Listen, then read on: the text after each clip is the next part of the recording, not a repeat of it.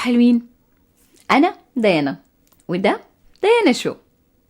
هكلم فيه معاكم في مواضيع مختلفة ومتنوعة وكتيرة، بس دايما هيكون الهدف منها احنا نخلي حياتنا أحلى وأجمل وأسعد وأفضل لينا واللي حوالينا. هتعلم منكم وتعلموا مني، ويا رب أكون عند حسن ظنكم بيا. يلا بينا. احنا في شهر 12، السنة خلصت. انتي فرحانة قوي كده ليه؟ مش عارفة. انا بحب شهر 12 قوي جدا. اول حاجة لان عيد ميلادي بيكون في اخر السنة، فانا ببقى مبسوطة عشان هيجيني هدايا كتير. تاني حاجة بحس ان انا بعمل ريستارت وفورمات لكل حاجة حصلت، وبحضر نفسي للسنة اللي بعدها. في الابيسود ده هكلم معاكم في 6 حاجات احنا ممكن نعملها عشان نجهز نفسنا للسنة الجاية. اول حاجة قبل اي حاجة احنا ندخل بقى بنية ان شاء الله السنة الجاية هتبقى احلى من السنة دي. انا السنة اللي فاتت حوالين around my birthday ب 28/12 السنة اللي فاتت عملت فيديو، كنت مبسوطة قوي، والناس اللي احتفلت بيا قبلها بيوم وكان يوم جميل، وانا كنت ممتنة جدا على كل الاتنشن والحب والحاجات اللي جاتني. وقلت على شوية حاجات كنت عملتها في خلال الشهر ده عشان اجهز نفسي لسنة جديدة. انا بقول لكم دلوقتي احنا معانا فاضل كام اسبوع كده، مش كتير، بس احنا ممكن نلحق نجهز نفسنا ونحضر نفسنا for a good start. يعني خلاص احنا نعمل البيس بتاع السنة الجاية يبقى جاهز، يجي شهر 1 ننطلق على طول. اول حاجة هنعملها في السنة دي دلوقتي قبل ما السنة تخلص في شهر 12 واحنا لسه في نص 12، ان احنا هنعمل ريفليكشن، هنشوف عملنا ايه السنة اللي فاتت. انا السنة اللي فاتت بصراحة عملت حاجات ما كنتش متخيلة اعملها، كان نفسي اعملها بس ما كنتش متخيلة اعملها. خدت سيرتيفيكيت للإسعافات الأولية، وبقيت مأذونة، يعني بجوز الناس. مش عارفة كنت حاجة عايزة اعملها، فدلوقتي انا معايا رخصة من الستيت اللي انا فيها انا ممكن اجوز الناس لو حد عايز يتجوز، ودي حاجة انا مبسوطة فيها يعني قوي. انا ماشية بوري الناس الكارنيه بتاعي. فالسنة دي انا عملت الحاجتين دول. في الصيف بقى كان في عندي شوية مخاوف من ظروف معينة، من مواقف معينة، فكنت بتفاداها، بقى لي زمان بتفاداها. فقررت السنة دي، هو انا مش قررت، يعني اتحطيت في الموقف غصب عني ان انا اواجه المخاوف دي، والحمد لله عدت على خير. عرفت انا عايزة ايه وعرفت انا مش عايزة ايه، يعني وصلت لنوعا ما من حالة من السلام الداخلي لمواضيع معينة ومن اشخاص معينين. عرفت انا عايزة ايه وعرفت انا مش عايزة ايه. فدي كانت بالنسبة لي عقبة انا تخطيت فرحانة فيها قوي. لو انتوا مش فاكرين حصل معكم ايه السنة اللي فاتت، عشان هي السنة طويلة الواحد ما بيحسش بالوقت بيعدي، نبص على الصور بتاعتنا نشوف احنا عملنا ايه، خدنا صور لأكلات معينة، لأماكن معينة، لمواقف معينة والكلام ده، ونشوف ايه اللي حصل معنا في السنة اللي فاتت. دي اول حاجة من الريفلكشن اللي احنا نبص على السنة اللي فاتت. تاني شق منها ان احنا نشوف الحاجات اللي احنا قلنا هنعملها في اخر 23 وقلنا هنعملها في 24 وما عملناهاش. طب ما عملناهاش ليه؟ هل احنا كسلنا؟ هل هي ما عادتش مناسبة لينا؟ يعني الفكرة نفسها مبقتش توافق مع تفكيري او مع التقدم او الحاجة اللي انا بعملها، مبقتش متوافقة معايا في نظرتي المستقبلية لنفسي. نعمل بقى نشوف ايه اللي كنا عايزين نعمله وما عملناهوش، وايه اللي ما كناش متوقعين نعمله وعملناه. وفي الحفلة دي كلها اهم حاجة زي ما اتكلمنا في الفيديو الاولاني او في الحلقة الاولانية، الامتنان. شكرا يا رب، شكرا ان انا هطلع من 2024 بصحتي، بكمية الدروس اللي جات معايا، بكمية الخير اللي جالي.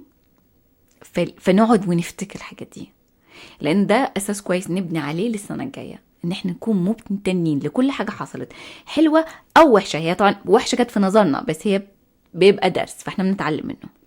دي اول حاجة. تاني حاجة، وانا بحب اعمل الحركة دي قوي، في اليابان عندهم السبرينج كلينينج، او هننظف البيت عشان العيد. دايما بيحصل في شهر 12 عشان يجهزوا نفسهم للسنة اللي بعدها. الكونسبت الياباني ده اسمه اوثوتي. انا مش عارفة عملت ايديا كده ليه، اسمه اوثودي. اوثودي معناها ديب كليننج يعني، او بيج كليننج، او يعني التنظيف الكامل وكل الحاجات دي. بيعملوا بقى بينظفوا كل حته في البيت. بيبقى اجتماع بقى ايه، بيبقى تجمع العيله كلها، احنا كلنا عايشين في البيت ده، كل واحد عنده مهمه معينه، ياخد اوضه او كاتيجوري معين، ويقعدوا بقى ينظفوا كل حته في البيت، كل حته، عشان ما ينقلوش تراب ويبقى قرف السنه اللي فاتت للسنه الجديده. فالبيت بيبقى يلمع. اول حاجه بينظفوا كل حاجه، وبعد كده بيرتبوا كل حاجه. انا بحب اعمل ديكلاترينج ايه، بتخلص من الحاجات اللي انا مش عايزاها، او حاجات خلاص يعني مبقتش لايقه عليا، او مبقتش على الشخصيه اللي انا عايزه اكونها، سواء دي كانت هدوم او كانت اكسسوارز، كانت حاجات في البيت، حاجات في المطبخ، الكراكيب، يعني حاجات عندي في الديسك. ما كل حاجه بتلم يعني. انت لو بصيت على احد الادراج عندكم في البيت، سواء في المطبخ او في المكتب او اي حته، بتلاقي نفسك لامم فيها حاجات ليها لازمه او ملهاش لازمه. فننظف الحاجات دي عشان ما ناخدهاش معانا ل 2025. فننظف ونرتب وننظم، ونسيب مساحة لحاجات جديدة أحلى تتوافق مع الشخص اللي احنا عايزين نكون عليه السنة الجاية. ده بالنسبة للحاجات اللي في البيت، الحاجات اللي في الدولاب، الحاجات في المكتب، يعني الهاوس هولد بتاعنا. تاني ديكلاتر أنا بحب أعمله اللي هو على السوشيال ميديا. بعمل انفولو لناس كتير، بعمل انفريند لناس كتير، ناس ما كلمتهاش وماليش معاها اي علاقه وما بتكلمش معاها في اي حاجه، بعمل لها انفريند. مش عشان انا احسن منكم، ومش عشان انا لا انا حاجه كبيره وخلاص انتوا مش كويسين، لا بس خلاص ما الناس دي او الافكار بتاعتها او البوستات بتاعتها ما بتتوافقش مع الحاجات، مع الشخصيه اللي انا بتطور بيها. يعني تقبل ناسهم على هم عليه. انا مش بقول لحد يتغير او اي حاجه، بس شوف ايه المناسب ليك وخليه ليك. زي ما بقول ان بعمل انفولو للبيجز، بعمل انفريند لناس انا ما كلمتهاش بقالي فتره طويله او ماليش معاها اي علاقه، عشان ايه؟ اسيب مكان لناس جديده، لناس تتوافق معايا. وكمان احنا بنتغير، افكارنا بتتغير. يعني انا ما بقولش على المبادئ طبعا ثابته، بس افكارنا بتتغير، طريقه حياتنا بتتغير. وفي ناس بيفضلوا على ما هو عليه. فلو انت اتغيرت والمحيط بتاعك على ما هو عليه وحاسس انه مش بتوافق معاك، خلاص نخفف او نشيل او نعمل ديكلاتر عشان نخش مع الحاجات دي للسنه اللي بعدها. ده كان الشق التاني من الديكلاتر. احب الكلمه دي قوي. الشق التالت بقى ده صعب شويه، اللي هو الديكلاتر النفسي او العقلي او الذهني. ايه الحاجات اللي انا، ايه المشاعر جوايا، الحاجات اللي جوايا اللي انا مش عايزه اخدها معايا لسنه 2025. انا هعترف، انا واحده عندي مشكله في القلق، بقلق كتير، بتوتر كتير، وبتعصب كتير، ومش بسامح بسهوله. ودي حاجات انا مش عايزاها، لأيه؟ ما بتخدمنيش. انا مش عايزه اكون البني ادمه دي. في 2024 قررت ان انا مش عايزه ابقى تنشن قوي، ومش عايزه ابقى قلقانه قوي. عايزه يبقى عندي ايمان اكتر والثقه اكتر بربنا وبالحاجات اللي هو مخليها لي. فبقيت نوعا ما اقلق اقل. النرفزه بتاعتي اللي كانت عطله الفاضيه والمليانه والكلام ده كله، اعتقد من وجهه نظري انها خفت. يعني ممكن اهلي واصحابي يختلفوا معايا في النقطه دي، لهم حق الرد، بس حاسه ان انا بقيت بتعصب اقل شويه، بقيت بسامح اكتر. مش معناه ان انا بقيت هفق واي حد يعدي، لا، بس ما بقيتش باخد الحاجات بشكل شخصي خالص. لو حد غلط وحد تصرف معايا بطريقه مش مناسبه، طبعا كل شخص بيتحط له حد وبيتحط مكانه، بس في نفس الوقت تصرفات اللي قدامي متعكسش انا مين. لو في حد معين في حياتي مثلا تصرف معايا بطريقه معينه ما عجبتنيش او اثرت عليا واثرت على نفسيتي، الشخص ده تصرف بالطريقه اللي هو يعرفها، اتصرف انا بقى بالطريقه اللي انا بعرفها. ليه؟ ان انا مش هاخد الموضوع ده بشكل شخصي. ليه؟ لان مش هيفيدني لو خدته بشكل شخصي، ان انا اعمل نفسي ضحيه بقى واتضايق هم ازاي يعملوا معايا كده، او مش عارفه انا هكلم موضوع التسامح ده في ابيسود تاني، عشان انا فعلا عانيت في الموضوع ده. لان احنا في سوسايتي وكوميونيتي بتمجد ان انا ولا حد، يعني لو عادة معتذر ده انا همسح فيه البلاط، انا هعمل، مش محتاجة يعني، مش مستاهلة، حرق جاز على الفاضي. فما بقت بحكم على الناس اقل. دايما بحاول ان انا اشوف طب ليه الشخص تصرف ده بطريقه معينه، تصرف عشان كذا وكذا وكذا، فما بزعلش. صح انا مش عايزه اتعامل مع الشخص ده تاني وعايزاه يبقى مكانه وانا مكاني، بس ما بقتش باخد موضوع بشكل شخصي، لانه ما بيفيدنيش ان انا افضل شايله في نفسي واعيد السيناريو وضايقني، مش مستاهله. فزي ما قلت بقيت بقلل حكم على الناس. يعني I think ان انا نوعا ما عملت بروجرس حلوة قوي عن سنين فاتت. عصبيتي نوعا ما قلت، لسه صوتي عالي ولسه بزعق ولسه بتكلم بايديا، والصراحة الموضوع ده مش مضايقني، ما بسطني. بقيت بواجه الحاجة اللي بخاف منها، بضغط على نفسي، ما بهربش منها. يعني انا اعمل البودكاست ده، انا بقالي تقريبا اكتر من سنة عايزة اعمل البودكاست ده، وبأجله لاني خايفة، يعني مش هكذب. فبقيت بخاف وبرضه بعمل الحاجة. فانا عايزه اخد الاتيتيود ده معايا لل 2025. الاتيتيود ان انا اخاف وما اعملش حاجه، ده انا هسيبه ومش عايزاه. ان انا اشيل في نفسي واقعد اتضايق واكل في نفسي من حد معين، ده مش هشوف الدرس ايه من الموضوع ده واخد الدرس معايا واسيب الحاجه الوحشه. دي كانت حاجه. فالديكلاترينج دي انا بحبها قوي، بتجهزني ل 2025. بحس ان داخله بفريش ستارت، كأن احنا نقلنا على بيت جديد، والبيت نظيف وجميل وحلو ومرتب. لان الانفايرمنت بتاعتنا بتعكس تفكيرنا عن نفسنا وبتعكس حالتنا النفسيه. فانا بحب كل حاجه حواليا تبقى نظيفه ومرتبه وفي مكانها، ومحدش يركب حاجه لو سمحتوا. صح انا بحاول اتخطى النرفزه بتاعتي، بس انا لسه بتنرفز، كل حاجه تبقى مكانها. تالت حاجه حلوة قوي. تالت حاجة احب انا تالت حاجة دي، احنا ننقي بين كلمة وثلاث كلمات عايزين نركز عليهم السنة الجاية.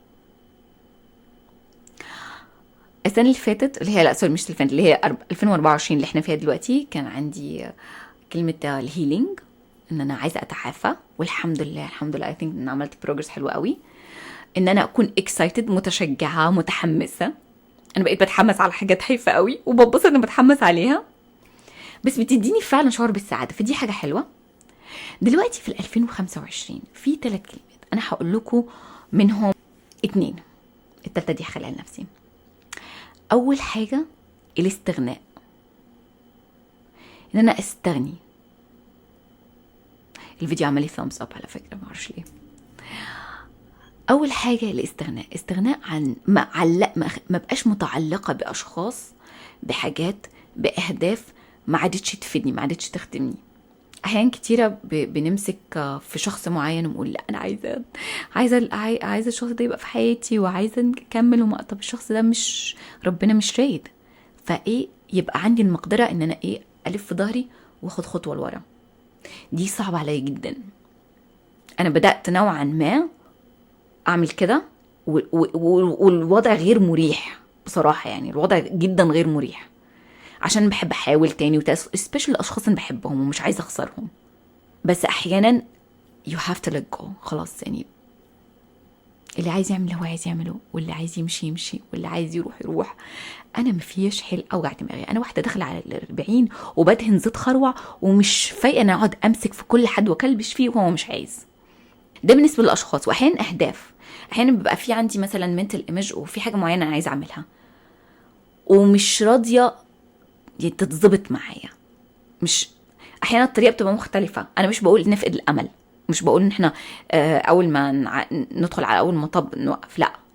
بس احيانا بتبقى بخسر الليه. طب انا بعمل كده ليه؟ انا نسيت انا بعمل كده ليه، او يمكن السبب مش مهم كفايه عشان افضل اضغط على نفسي. فالاستغناء دي attachment، ان استغني عن الحاجه، استغنى عن الشخص وبرجع بعيد وبقول مش من باب ان انا ملياش حبيبي وملياش غالي ومحدش فارق معايا، لا. بس نعرف امتى نستغني، نعرف نقول خلاص انا عملت اللي عليا وحلف وامشي وخلاص. دي اول كلمه. الكلمه التانية الكرياتيفيتي، اللي هو الابداع. انا وانا صغيره بحب كنت ارسم والون، ما بقتش اعمل الحاجات دي خالص. بقيت بتلهي وبحس لو قعدت وعملت كده فانا بضيع وقت. لا، انا كده مش بضيع وقت. دي كانت احلى لحظات في حياتي، لما ابقى مثلا قاعده برسم او بلون، او قاعده في اوضتي وقافل الباب وبقرا روايه، يعني بغض النظر الروايه كانت ايه. دلوقتي بتاعي ان نخلي مكان الابداع اللي احنا كنا بنعمله زمان ونسيناه او حسينا انه بضيع وقت. هو فعلا مش بضيع وقت، هو اكسرسايز كويس للدماغ وبيخلينا مبسوطين ومتشجعين وبيرجعونا اطفال صغننين وفرحانين ومتحمسين للحياه. فدي حاجه بالنسبه لي. انا عارفه انا مركزه بقى على الاستغناء والابداع. حاول ابدع على قد ما اقدر بغض النظر الابداع ده كان ايه، مهما كان اهبل مهما كان عبيط. الكلمه الثالثه دي بتاعتي انا مش هقول لكم عليها. نمره 4،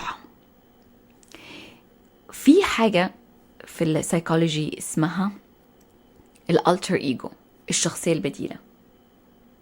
احنا بقى عندنا مخاوف كتيره وانسكيورتيز كتيره وانا مش هقدر اعمل كذا ومش هقدر اعمل كذا. طب ليه انا مخلقش لنفسي شخصيه هي انا بس بصفات جديده، بشخصيه جديده، بلبس جديد، بتفكير جديد؟ طبعا عشان انت تعمل شخصيه دي بتاخد وقت، لكن احنا ممكن نبدا ايه بالظاهر. انا اديكم مثال عن نفسي. انا كل صحباتي وكل يعرفوا ان انا كل يوم لابسه البلاك يوجا بانتس، البنطلون بتاع اليوجا الاسود بتاعي، ولابسه الهوديز بتاعت اخويا. لا ميك اب لا شعر ولا اي حاجه من دول. دي حياتي. وصحباتي دايما كانوا بيتريقوا عليا. انا مرتاحه، محدش يضايقني، انا مرتاحه بالشكل ده. السنه دي من اول السنه دي قررت ان عايزه اغير اللوك بتاعي، عايزه اهتم شويه بشكلي. ديانا اللي بشوفها لقدام اللي هي بتعمل حاجات اللي نفسها فيها، بتحقق الاهداف اللي هي عايزاها، بتوصل لكل حلم هي حلمته، شكلها مش بالبنطلون اليوجا ولا بالهوديز بتاعت اخوها. لا، شكلها مترتب، شعرها حلو، حاطه مكياج، واخده بالها من نفسها. فشويه شويه بدات اغير في حاجات. يعني مثلا دلوقتي ما اخرجش من البيت خالص من غير ما اكون حاطه روج، مش ميك اب كامل بس حاطه روج، لقيت انه فعلا بيغير شكلي. دلوقتي بحاول دايما كل ما اعمل شعري ان انا كل ما اغسل شعري ان انا اعمله. الموضوع كل ما ياخدش مني اكتر من نص ساعه. طب انا بقعد نص ساعه على الانستجرام او بقعد نص ساعه على التيك توك اعمل شعري، بيفضل معايا كام يوم وبص عليه شكلي جميل، بص على نفسي في المرايه شكلي حلو. بقيت بعمل ضوافري. شايفين ضوافري؟ انا ضوافري دول ما بعملهمش غير مره كل 5 سنين بس لما يبقى في مناسبه. طب ليه؟ ده اللي انا شايفاها الشخصيه البديله، الالتر ايجو بتاعي بتاخد بالها من نفسها، بتاخد بالها من التفاصيل دي، عشان انا بحس بانوثتي اكتر، بحس بنفسي اكتر لما بعمل كده. ده بيخليني متحمسه اكتر لليوم، متحفزه، عايزه اعمل حاجات كتير. دي حاجات صغيره، حاجات مثلا بقيت بمشي ازاي، بتكلم ازاي. فنشوف بقى الالتر ايجو، الشخصيه البديله دي بتاعتنا هيبقى شكلها ازاي، ونحاول شويه شويه نعمل عليها الجاست. طبعا احنا باقي في السنه اسبوعين، مش هنخلص الكلام ده كله في اسبوعين، بس لو فكرنا في حاجه خفيفه كده وصغنططه ممكن تغيرها السنه الجايه. ممكن تكون ايه؟ ممكن تكون في الشكل، ممكن تكون في طريقه الكلام، ممكن تكون لما هقوم من سريري هعمل السرير بتاعي عشان لما ارجع من بره اكون زي ما اكون داخله على اوتيل. احنا كلنا بنتبسط لما ندخل على اوتيل، بقى السرير متوضب، كل حاجه محطوطه مكانها. افاجئ نفسي، اسيب لنفسي هدايا هنا وهنا، بيتي مترتب على طول، في اكل كويس في التلاجة، اخد بالي من الحاجات دي. لما اقول هعمل حاجه هعملها مهما كانت صغيره، مهما كانت ضعيفه، لان ده بيقوي ثقتي في نفسي. مهم قوي قوي الموضوع ده، هنتكلم فيه بتفاصيل اكتر في وقت تاني، بس مهم قوي قوي ان لما تقول هعمل حاجه تعملها. ده بيأثر جدا على ثقتنا في نفسنا. ده بالنسبه للالتر ايجو. نشوف بقى الشخصيه دي البديله لما بتصحى من النوم بتعمل ايه، لما بتيجي تروح تنام بتعمل ايه، ونحاول نظبط في السكادجول بتاعنا كده شويه شويه لحد ايه ما نوصل للشخصيه دي. خامس حاجه، ودي لسه انا ما عملتهاش، انا واختي ان شاء الله هنقعد ونعمل الفيجن بورد بتاعنا، نشوف احنا عايزين نعمل ايه، نحقق ايه، يكون عندنا ايه، ونعمل كده من صور تبقى ايه بارت من الكرياتيفيتي، جزء منها ابداع وجزء منها ان احنا بنعمل زي ما تقولي صلاة ربنا احنا عايزين كذا وكذا وكذا، وانت يا ربنا شوف ايه المناسب وانت اعمله. بس انا هحطها في صور كده عشان احط الفكره دي ابعتها لربنا، وايه تديني حافز افتكر انا عايزه ايه وعايزه كده ليه. عشان لما بشوف الحاجه انا بفتكرها. احنا يعني لما سبيشال الاشخاص البصريين انا بحب اشوف الحاجه قدامي. فلو انا بصيت لا انا هكون ان شاء الله في المكان ده كمان السنه الجايه، او مثلا هيكون عندي مبلغ معين في البنك بتاعي، انا عايزه كده، احط الصوره دي قدامي. عشان ايه؟ عشان تحصل. ده الفيجن بورد. احنا قلنا احنا وصلنا بقى خلصنا النقطه الخامسه بتاعت الفيجن بورد. النقطه 6 بقى دي اهم حاجه، نتحمس. 2025 داخله علينا. الحمد لله الحمد لله انا كويسه وصحتي كويسه والناس اللي بحبهم كويسين وصحتهم كويسه وعندي حماس. صح انا بكبر في كل شهر 12 وبدخل بيبقى عندي رقم جديد بيتضاف على سني، بس انا ببقى مبسوطه لان انا بحس ان كل ما بكبر كل ما ببقى احسن وبقى احلى وبقى حكيمه اكتر. حكيمه حلو، حكيمه دي بتدي حقن. ببقى حكيمه اكتر، ببقى عارفه عايزه اعمل ايه اكتر. الوضوح الكلاريتي بتاعتي بتبقى احسن. فاحنا نتحمس بقى، احنا داخلين على 2025. يا رب تكون الحلقه دي عجبتكم، يا رب تكونوا حسيتوا بالحماس بتاعي قد ايه انا متحمسه ل 2025، قد ايه هتبقى حلوه وهتبقى غنيه وجميله وفيها وفره وكل حاجه حلوه. على فكره الابيسود التاني ما كانش المفروض يكون عن موضوع السنه الجديده، كان موضوع تاني خالص، بس انا لقيت المناسب الوقت المناسب ليه ان هو دلوقتي. فاللي انا سجلته قبل كده هيتاجل شويه، وان شاء الله الحلقه دي تعجبكم وتديكوا حافز وتتشجعوا ونشوف احنا هنعمل احلى مشروع في حياتنا، اللي هو احنا احلى مشروع في حياتنا، فنركز فيه ونشوف هنعمل ايه ونطلع الحلو اللي فينا. لو عجبتكم الحلقه اعملوا سبسكرايب ولايك، وقولوا لي على الكومنتات كمان انتوا ايه الحاجات اللي انتوا متحمسينها بقى للسنه الجديده. لو نقيتوا الكلمه بتاعتكم قولوا لي الكلمه بتاعتكم هي ايه عشان اكون متحمسه معاكم. ويا رب تبقى سنه خير عليا وعليكم وعلى كل اللي بتحبوهم، وتكون سنه مليانه بالصحه والوفره والفلوس والحب والجمال وكل حاجه تتمنوها، عشان انتوا تستحقوا كده وتستاهلوا كده قوي قوي قوي قوي. وكل سنه وانتم طيبين.